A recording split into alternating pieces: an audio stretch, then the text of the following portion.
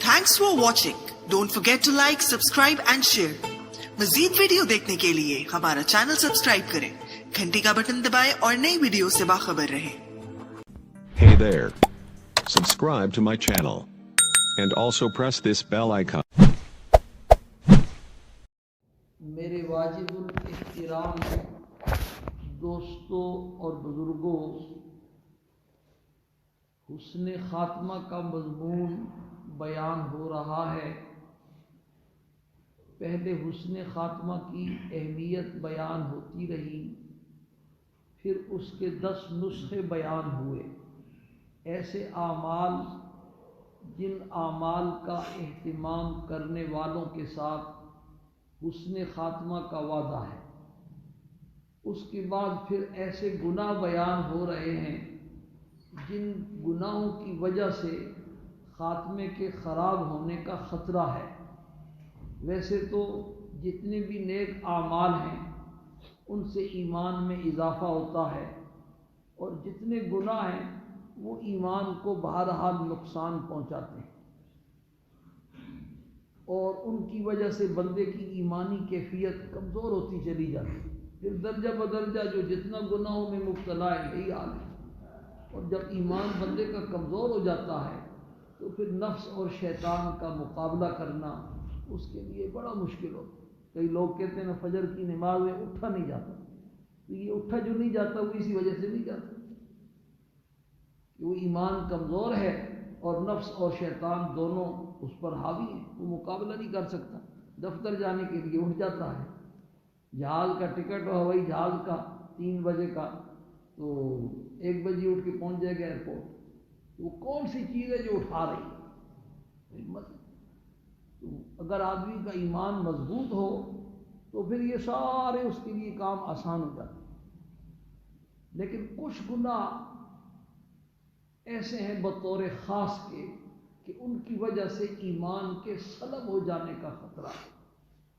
उन गुनाहों में से 13वां गुनाह बयान हो रहा है, शायद आज ख़त्म हो जाए।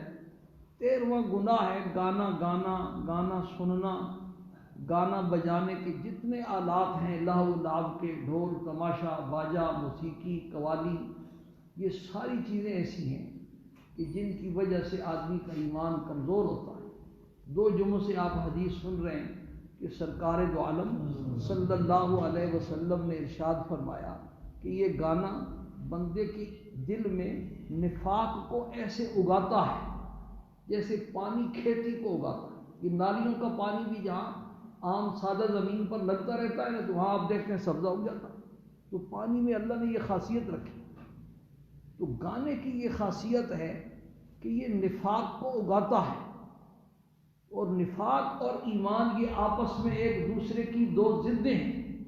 जैसे रोशनी और अंधेरा, ये आपस में 2 ज़िद्दें हैं। जितनी रोशनी होगी अंधेरा उतना कम होगा, और जहाँ अंधेरा ज़्यादा होगा वहाँ रोशनी नहीं होगी। जाहिर बात है, जिस दिल में निफाक इस तरीके से उग रहा है, पैदा हो रहा है दिन ब दिन रोज़, तो वहाँ ईमान कहाँ है? तो इसलिए ये गाना बजाना जो है ये ऐसा गुनाह है कि जिसकी वजह से बंदे के ईमान के लुट जाने का ख़तरा है। इस पर सारी बातें तकरीबन हो चुकी हैं। अब 2 बातें इस पर रहती हैं। उनमें से पहली बात जो है ना, वो मोबाइल के बारे में। ये मोबाइल का इस्तेमाल ऐसा गलत और ऐसा आम हो चुका है।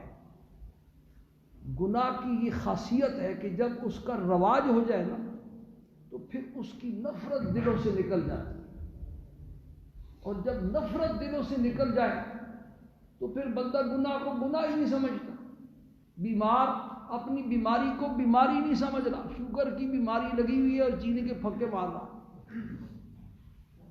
ब्लड प्रेशर की बीमारी लगी हुई है और रोटी में भी नमक है, सालन में भी नमक है, दबा के खा रहा है। पता उस वक्त चलेगा जब अटैक होगा, फालिज का हमला होगा या और भी हमला होगा, तो फिर पता चलेगा बदपरहेज़ी का। तो जब बंदा गुनाह को गुनाह नहीं समझता तो फिर धड़ल्ले से करता, बेधड़क होकर के करता है।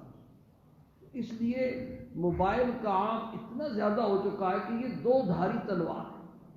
یہ ایک ضرورت کی چیز اب بن چکی ہے، اب اس کو بالکل زندگی سے نکال دینا یہ تو مشکل نہیں بلکہ ناممکن ہے۔ اور اس کو صحیح استعمال کیا جائے تو یہ بڑے کام کی چیز ہے، اور اگر اسی کو غلط استعمال کیا جائے تو پھر یہ دوسرا نقصان بھی کرتا ہے۔ تو اس لیے ہوش و حواس اپنے ٹھکانے میں لائیں اور اپنے اوپر کنٹرول کریں، بیوی بچوں کے اوپر کنٹرول کریں، گھر والوں پر کنٹرول کریں۔ اس میں سب سے جو اہم نقصان ہے نا، سب سے پہلا جو اہم نقصان ہے وہ بدنگاہی کا نقصان ہے، اور وہ اتنا زیادہ ہو چکا ہے۔ بزرگوں نے اب تو لکھا ہے کہ جس آدمی کو اپنے اوپر اعتماد نہ ہو اس کے لیے یہ جو موبائل ہے نا، یہ ٹچ موبائل، اس کو کیا کہتے ہیں، اسمارٹ۔ میری انگلش جو ہے نا ہے ہی نہیں بالکل، انگلش میں نے پڑھی، اگر کوئی غلطی ہو جائے تو قیاس کر لیا کرے بھی، ہماری بھی عربی ایسی ہے جیسے مولوی صاحب کے۔ یہ جو موبائل ہے نا، مفتی تقی عثمانی صاحب دامت برکاتہم کا باقاعدہ اب اس پر فتویٰ آ گیا کہ جس آدمی کو اپنے اوپر کنٹرول نہ ہو اس کا کے لیے تو اس کا استعمال جائز ہی نہیں، اس کے بہک جانے کا خطرہ ہے۔ کئی ہم تو چونکہ مسجدوں کے امام ہیں، ہر آدمی سے ہمارا واسطہ ہوتا ہے، بوڑھے سے بھی جوان سے بھی، ہر آدمی اپنی نئی داستان سناتا ہے۔ اس دن ایک نوجوان میرے پاس آیا، داڑھی والا، نمازوں کا پابند، اس نے ایسی عجیب و غریب مجھے داستان سنائی کہ میں اب ممبر پہ آپ کو سنا نہیں سکتا، میرے پاؤں کے نیچے سے زمین نکل گئی۔ تو میرے دوستوں اور بزرگوں، اپنے آپ کو، اپنے بیوی بچوں کو، بہن بھائیوں کو، جہاں تک آپ کو اللہ پاک نے اختیار دیا ہے اس کو کنٹرول کریں، اس کے آگے بند باندھنے کی کوشش کریں، رکاوٹ ڈالنے کی کوشش کریں، کھلے عام بے جا اس کا جو استعمال ہے اس کو جس حد تک آپ روک سکتے ہیں روکنے کی کوشش کریں۔ وہ جو حدیث آتی ہے نا، سرکار دو عالم صلی اللہ علیہ وسلم نے ارشاد فرمایا کہ تم میں سے جو برائی کو دیکھے تو سب سے پہلی تو فلیغیرہ بیدی، اپنے ہاتھ سے روکنے کی اس کو کوشش کرے۔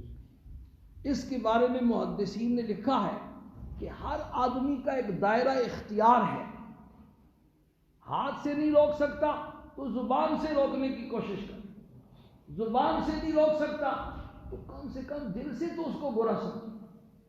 تو اس کی تشریح میں محدثین نے لکھا ہے کہ ہر آدمی کو اللہ پاک نے ایک دائرہ اختیار دیا ہے۔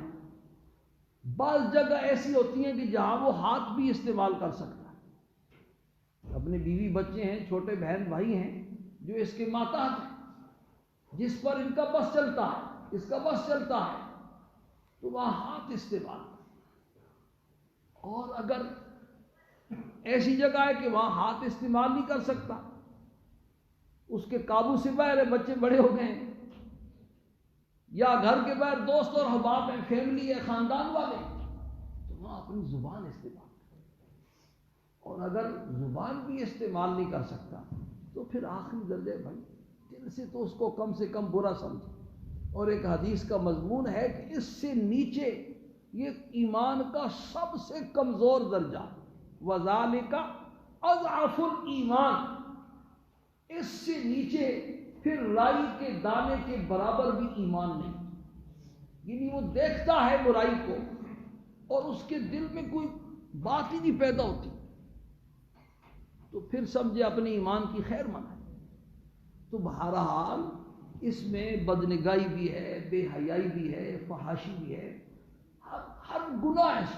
پہلے لوگ سینما ہال جاتے ہوئے شرماتے تھے، پھر گھروں میں ٹی وی دیکھتے ہوئے شرماتے تھے، پھر کیبل آ گئی، وہ بھی شریف لوگ جو ہے نا ڈرتے تھے لوگ کیا کہیں گے۔ اب تو ہر گھر کیا ہر جیب میں۔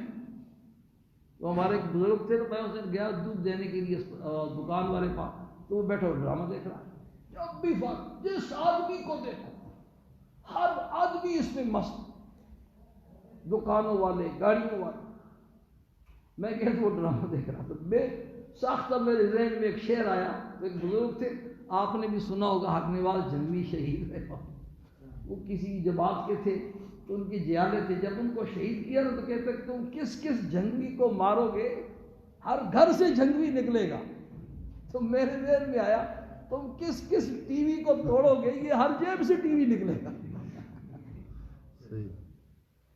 تو بھائی اگر برائی کے سامنے ہم ایسے لیٹ جائیں گے، وہ آپ کیا کہتے ہیں انگلش میں، اسٹینڈ نہیں لیں گے، یہی کہتے ہیں. یہ تو ایک وقت ایسا آئے گا کہ تو سارا تباہ ہو جائے گا. اس لیے جہاں آپ کا بس چلتا ہے، اس کو کا جو غلط استعمال ہے کم سے کم اس کو روکنے کی کوشش کریں.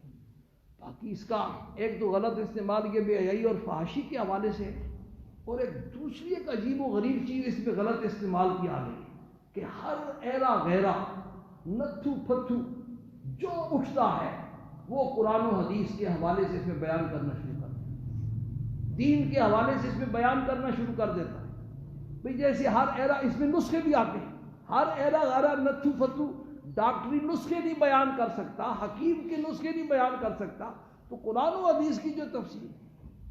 بعض لوگوں کا انداز بیان ایسا ہوتا ہے کہ بات 100% غلط ہوتی ہے، لیکن اس کو اللہ نے ایک ایسا ملکہ دیا ہے، اس کو ایسا انداز بیان اللہ نے عطا فرمایا ہے کہ وہ جب بیان کرتا ہے تو سامعین پر چھا جاتا ہے. لوگ کہتے ہیں واہ کمال کر دیا. بات 100% غلط ہے، 100% باطل ہے، لیکن سامعین اس کے انداز بیان سے ایسے مسحور ہیں کہ وہ سمجھتے ہیں 100% صحیح کہہ رہا ہے. بعض لوگوں کا انداز تحریر ایسا ہوتا ہے کہ بات 100% غلط ہوتی ہے، لیکن ان کے لکھنے کا انداز ان کو اللہ نے ایسا عطا فرمایا ہوتا ہے کہ وہ بات کو لکھتے ہیں ایسی کہ پڑھنے والے سمجھتے ہیں ماشاءاللہ کمال کر دیا. اس لیے بزرگوں نے لکھا ہے کہ ہر آدمی کی لکھی ہوئی کتاب اور تحریر بھی مت پڑھو، اور ہر آدمی کا بیان بھی مت سنو. سرکار دو عالم صلی اللہ علیہ وسلم کے زمانے میں 2 مجوسی آئے اور انہوں نے مدینہ منورہ کے بازار میں تقریر کی. مجمع لگ گیا، جیسے ہمارے یہ کبھی کبھی مداری مجمع لگا لیں. تو اتفاقاً اس مجمع میں آپ صلی اللہ علیہ وسلم بھی پہنچ گئے. آپ نے بھی ان کا بیان سنا.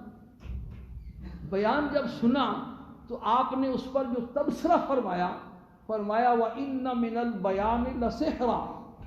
بھئی واقعتاً بعض بیان ایسے ہوتے ہیں جن میں جادو والا اثر ہے مجوسی.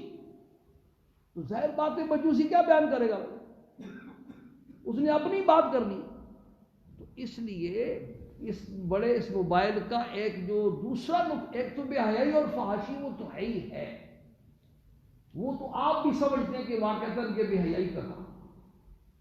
لیکن دوسرا جو اس کا پہلو ہے نا، وہ دوسرا پہلو یہ ہے کہ ہر ایرا غیرہ نتھو پھتو اس پر کوئی روک ٹوک نہیں. جو آدمی جس کا دل چاہتا ہے اور جو چاہتا ہے وہ بیان کر ڈالتا ہے اور دے دیں گے. اور دیکھنے والے سننے والے اس کو سن بھی رہے ہیں، پڑھ بھی رہے ہیں، اور اس کو صحیح بھی سمجھ رہے ہیں، اس پر عمل بھی کر رہے ہیں. ان کے دل کی دنیا بدل رہی ہے، بعض کے عقائد خراب ہو رہے ہیں، بعض مرتد ہو رہے ہیں، بعض گمراہ ہو رہے ہیں، پٹڑی سے اتر رہے ہیں. اس لیے ایک تو بے حیائی اور فحاشی کے حوالے سے اس میں رکاوٹ ڈالنے کی کوشش کرے اور خود بھی بچیں اور اپنی اولاد کو بھی بچانے کا اہتمام کریں، اس کی فکر کریں. اور دوسرا اس پر اگر بیان سننا بھی ہے تو مسلمہ شخصیات، ایسی شخصیات جن کو آپ جانتے ہیں، اگر آپ نہیں جانتے تو اپنے کسی قابل اعتماد عالم سے پوچھ لے کہ بھئی اس کا بیان میں سن سکتا ہوں یا نہیں سن سکتا. ہر آدمی کا بیان اس نے مت سن. بعض کو شوق ہوتا ہے وظائف بتلانے کا، ہر جو بھی اٹھتا ہے وظائف بتا دے. من گھڑت بے اصل جب اس کی تحقیق کی جاتی ہے، اس کو تلاش کیا جاتا ہے، کتابوں میں تو کچھ ملتا ہی نہیں. اس لیے موبائل کے حوالے سے یہ 2 باتیں تو بڑی اہم ہیں. ایک تو بے حیائی اور فحاشی کے حوالے سے ان الذین یحبون، یہ ہر جمعے جب سے یہ گانے کا مضمون شروع ہوا ہے، یہ سورہ نور کے 3 رکوع کی آیت ہے. ان الذین یحبون ان تشیع الفاحشۃ فی الذین آمنوا لہم عذاب علیم، بے شک اپنے گھروں میں جا کر کے قرآن کریم کھول کر کے، تفسیر معارف القرآن کھول کر کے اس کی تفسیر اور تشریح دیکھ لینا۔ ان الذین، پکی بات ہے، جو لوگ مسلمانوں میں بے حیائی پھیلنے کو پسند کرتے ہیں اور بے حیائی پھیلانا چاہتے ہیں، لہم عذاب علیم فی الدنیا والآخرہ، ایسے لوگوں کے لیے اللہ پاک نے دنیا اور آخرت دونوں میں دردناک عذاب تیار کیا۔ آگے اللہ پاک نے عجیب جملہ فرمایا، واللہ یعلم وانتم لا تعلمون۔ آپ کہیں گے عذاب کا ہے، وہ تو مزے کر رہے، وہ تو بڑے گلوکار ہیں جن کی ایک ایک رات کی بولی لاکھوں میں لگتی ہے۔ پہلے جن کو لوگ دھوم اور میراثی کہتے تھے، ویل ڈالتے تھے، ان کو چودھری اور نواب اپنی چاروائی پر ان کو بٹھانا پسند نہیں کرتے تھے۔ اب ان کے ایک ایک رات کی بولی لاکھوں میں لگتی ہے اور آپ کہتے ہیں ان کو دنیا اور آخرت میں عذاب ہے۔ اللہ نے فرمایا واللہ یعلم وانتم لا تعلمون، اللہ جانتا ہے، تمہیں پتہ نہیں کہ وہ کس عذاب میں بیچارے مبتلا ہیں۔ کبھی ان سے پوچھ کر کے تو دیکھو، کبھی ان کے حالات سن کر کے تو دیکھو نا۔ مزے جو ہے صرف اونچی اونچی گاڑیوں میں پھرنے کا نام نہیں، بنگلوں میں رہنے کا نام نہیں، ہوائی جہازوں میں سیر کرنے کا نام نہیں، ان کے دل میں اتنے سوراخ ہیں جتنے چھلنی میں بھی نہیں۔ پوچھ کے تو دیکھو کبھی ان سے، ان کے حالات تو سن کے دیکھو کہ ان کی راتیں بیچاروں کی کیسی گزر رہی ہیں، سکون کو، چین کو، اطمینان کو، راحت اور آرام کو وہ بیچارے ترس رہے، زندگی ان کی تباہ اور برباد ہوگی۔